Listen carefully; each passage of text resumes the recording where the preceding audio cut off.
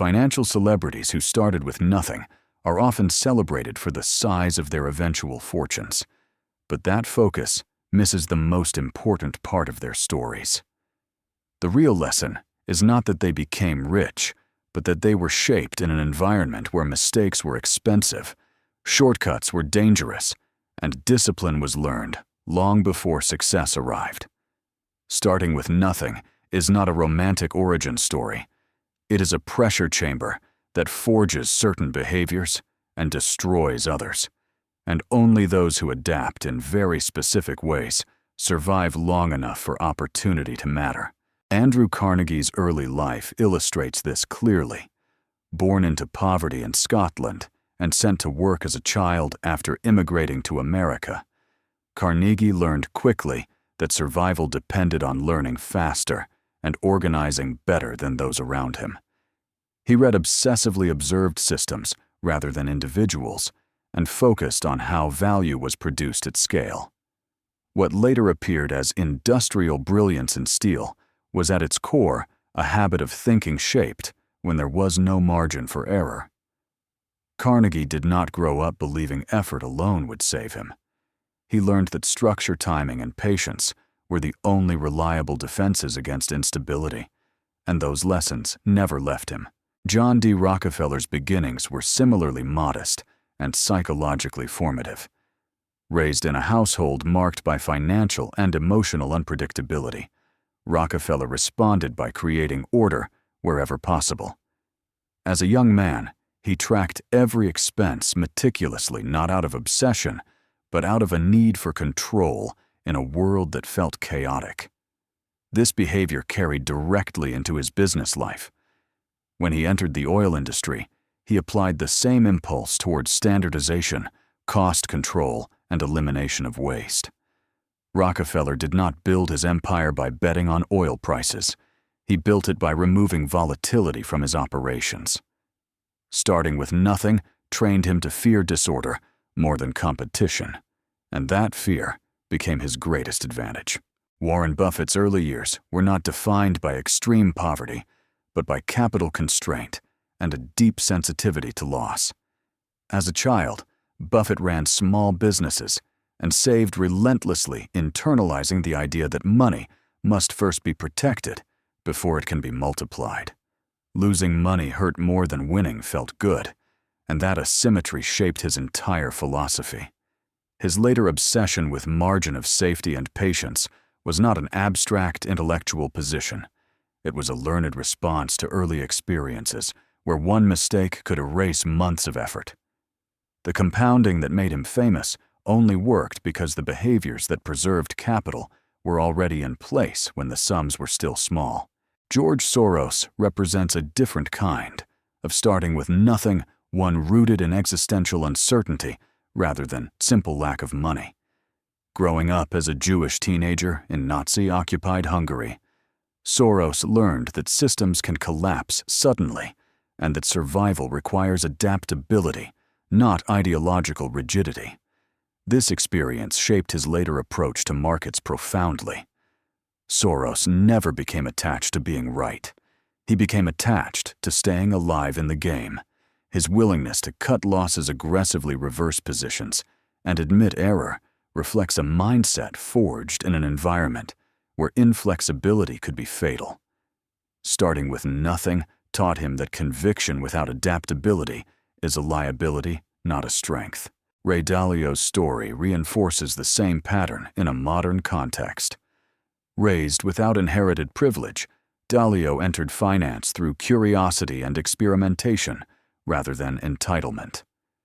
After early success, he suffered a devastating loss that wiped him out and forced him to rebuild from his apartment. That experience permanently altered his relationship with certainty and ego. Dalio responded not by trying to become smarter, but by building systems designed to catch mistakes before they compounded. The principles-driven culture of Bridgewater was born not from theory, but from lived scarcity and failure.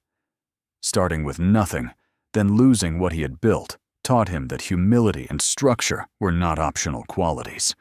They were requirements for survival. What unites these financial celebrities is not brilliance alone, but how early scarcity shaped their reflexes. Starting with nothing removed entitlement, it made learning urgent mistakes expensive and discipline non-negotiable. These individuals could not afford recklessness early in their lives, so they developed habits that later scaled effortlessly when capital arrived. Abundance did not create their greatness. It amplified what scarcity had already trained. When others gained money and relaxed their discipline, these figures gained money and protected it even more fiercely. Another shared trait is the early separation of identity from outcome. When you start with nothing, failure is expected, not humiliating. There is no reputation to protect, no status to defend. Loss becomes information rather than insult. Many financial celebrities who began poor carried this psychological flexibility forward into later life, allowing them to adapt while others became defensive. What outsiders interpret as confidence is often simply the absence of ego fragility, a condition learned early when there was nothing to lose except the ability to keep learning. Starting with nothing also reshaped their relationship with time. Without capital, shortcuts are rare and often lethal. Long-term thinking becomes necessary rather than virtuous. Carnegie understood that building steel capacity took years. Rockefeller understood that controlling supply chains required patience. Buffett accepted that compounding demanded decades. Time became an ally, not an enemy. This relationship with time did not change when money arrived, and that constancy allowed them to outlast competitors who grew impatient once success made waiting feel unnecessary. Perhaps the most overlooked consequence of beginning with nothing is clarity around what enough means. Those who have experienced true scarcity often know when additional risk is no longer required. This does not reduce ambition, it refines it. They do not need to win every opportunity. They need to survive and win long enough. This clarity protects them from the catastrophic collapses that often follow rapid success, built without early restraint, because restraint was learned when it mattered most and carried forward as a permanent part of identity, rather than a temporary tactic shaping decisions.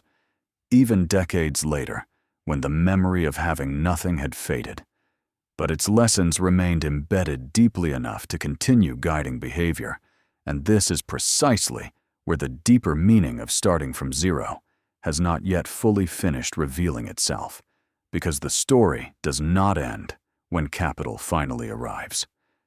In many ways, this is where the real test begins.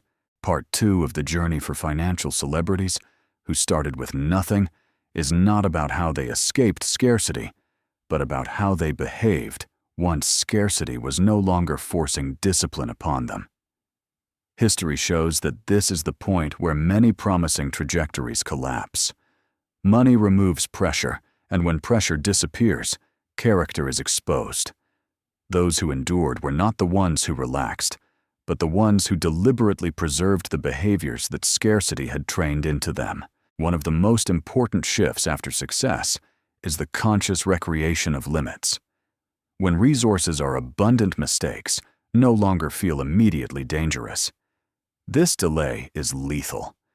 The financial celebrities who survived long-term understood that abundance weakens feedback, so they rebuilt constraints artificially.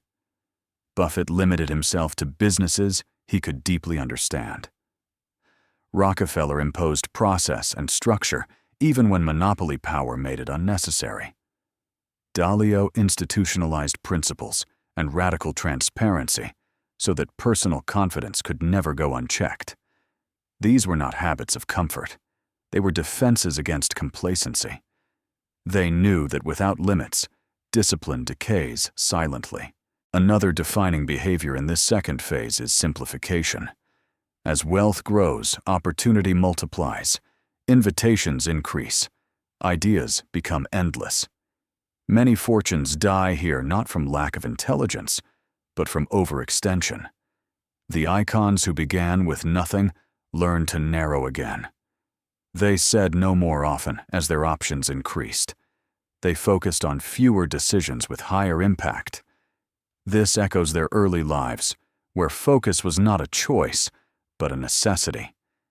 They simply carried that necessity forward as a philosophy. Complexity never felt like progress to them. It felt like risk.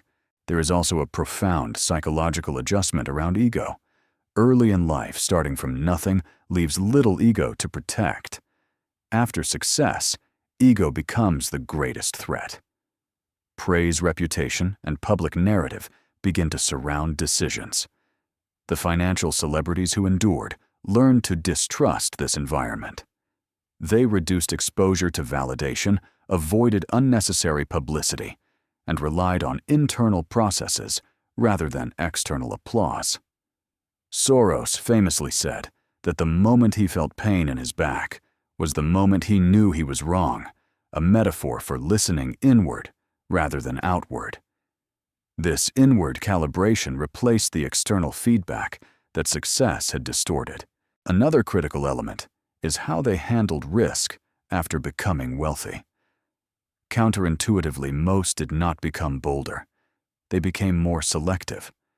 Early on, they took risk to survive. Later, they took risk only when asymmetry was overwhelming. Survival was no longer the goal. Preservation of decision quality was. Buffett's later career is a testament to this shift. He accepted lower relative returns in exchange for certainty of survival. To outsiders, this looked conservative. To him, it was rational. He understood that once you have escaped zero, the only unforgivable sin is returning to it. Time too changes, meaning in this second phase. Early scarcity teaches patience because there is no alternative. Later, patience becomes a choice, and that choice separates those who last from those who burn out. Financial celebrities who started with nothing continued to think in decades, even when the world expected quarterly brilliance. They resisted the urge to accelerate simply because they could.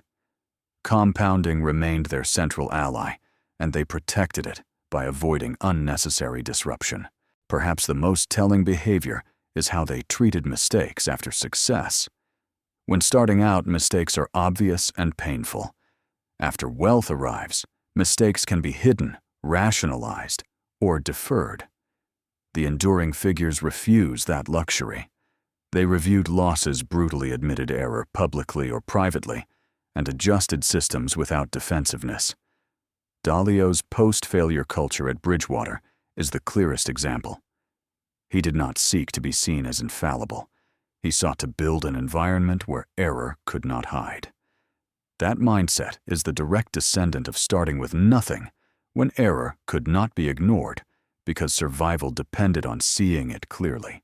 When you look at the full arc, from zero to immense wealth and beyond, the pattern becomes unmistakable. Starting with nothing did not make these people successful. Preserving the behaviors that scarcity taught them did. Discipline learned under constraint was carried forward into abundance. Risk awareness became risk governance. Patience became policy. Humility became structure. This is why their success endured, while so many others, who rose quickly without early discipline, eventually collapsed under their own freedom. The deeper lesson, then, is not that everyone must start with nothing to succeed. It is that the mindset forged in scarcity must be learned deliberately if it is not learned naturally. Without it, abundance corrupts judgment. With it, abundance simply becomes another variable to manage. Financial celebrities who started with nothing were never chasing wealth for its own sake. They were building systems of behavior that could survive reality. Wealth followed as a consequence, and longevity followed as a reward.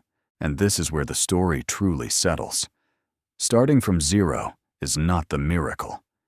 Carrying zero's lessons forward when you no longer need them is. Those who do become financial celebrities, not just in fortune, but in endurance, because they understand that escaping nothing is easy compared to the far harder task of never letting abundance erase the discipline that nothing once demanded. And it is this quiet loyalty to early earned principles that ultimately defines their place in financial history, long after the numbers themselves are forgotten.